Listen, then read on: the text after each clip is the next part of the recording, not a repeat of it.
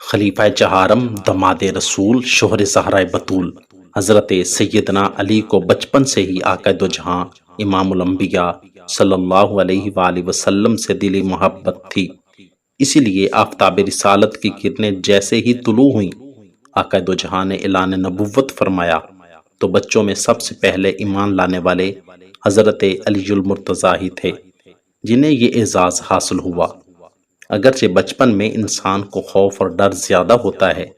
لیکن عشق کا یہ تاثر ہوتا ہے کہ انسان کو اس کے نتائج کا بالکل بھی ڈر نہیں ہوتا کہ کیا ہوگا اور کیا نہیں۔ عشق بس بے پرواہ بنا دیتا ہے۔ حضرت علی نے اسلام کے قبول کرنے میں ذرا برابر بھی دیر نہ کی۔ اعلان نبوت کے ہوتے ہی اسلام قبول کر لیا، اور جب آقا دو جہاں نے ہجرت کا ارادہ فرمایا تو اس وقت حضور کے پاس بہت سارے لوگوں کی امانتیں موجود تھیں، کیونکہ ایسے لوگ جو پکے کافر تھے وہ بھی حضور کو صادق اور امین کہتے تھے، اور اسی صادق و امین نبی نے ان امانتوں کی حفاظت کے لیے حضرت علی کا ہی انتخاب فرمایا اور حکم دیا کہ علی تم میرے بستر پر لیٹ جاؤ، اور جب صبح ہو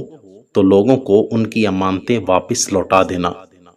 حضرت علی کی جرت، شجاعت و بہادری پر قربان جائیں کہ ایسے مشکل ترین وقت میں جب دشمن تلواریں لے کر پیچھا کر رہا ہو اور خطرہ ہو کہ جان بھی جا سکتی ہے، تو اس مشکل ترین گھڑی میں اسی کے بستر پر سو جانا جس کی جان کا دشمن پیاسا ہو۔ لیکن حضرت علی نے بلا خوف و خطر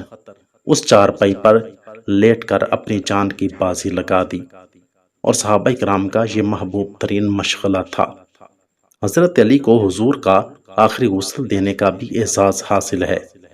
تو جب حضرت علی حضور کو آخری غسل دے رہے تھے تو چند تاریخی جملے کہے جو بہت ہی قیمتی ہیں، اور وہ الفاظ پوری امت کے جذبات کی ترجمانی کرتے ہیں، اور وہ یہ الفاظ تھے: یا رسول اللہ، میرے ماں باپ آپ پر قربان، آپ کی وفات سے وہ چیز جاتی رہی جو کسی دوسرے کی قوت سے نہ گئی تھی، یعنی وہی آسمانی کا سلسلہ ختم ہو گیا۔ یا رسول اللہ، آپ کی جدائی ایک عظیم صدمہ ہے، اگر آپ نے صبر کرنے کا حکم نہ دیا ہوتا اور آہوزاری سے منع نہ کیا ہوتا تو آج ہم آپ پر اتنے آنسو بہاتے کہ پھر بھی درد نہ جاتا اور زخم کا علاج بھی نہ ہوتا۔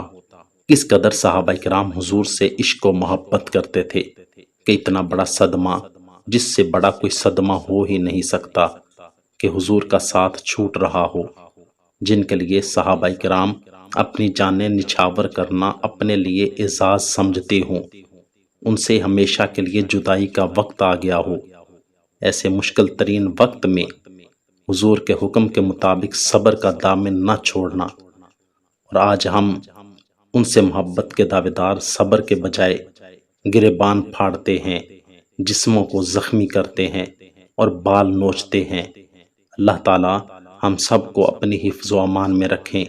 اور حضور کے طریقوں کے مطابق زندگی بسر کرنے کی توفیق عطا فرمائیں۔ آمین ثم آمین۔ اگر آپ کو میری یہ ویڈیو اچھی لگی ہو تو ویڈیو کو لائک، چینل کو سبسکرائب اور ساتھ دیے گئے بیل آئیکن کے بٹن کو ضرور دبا دیں تاکہ ہماری آنے والی ہر ویڈیو آسانی کے ساتھ سب سے پہلے آپ تک پہنچ سکے۔ شکریہ، والسلام۔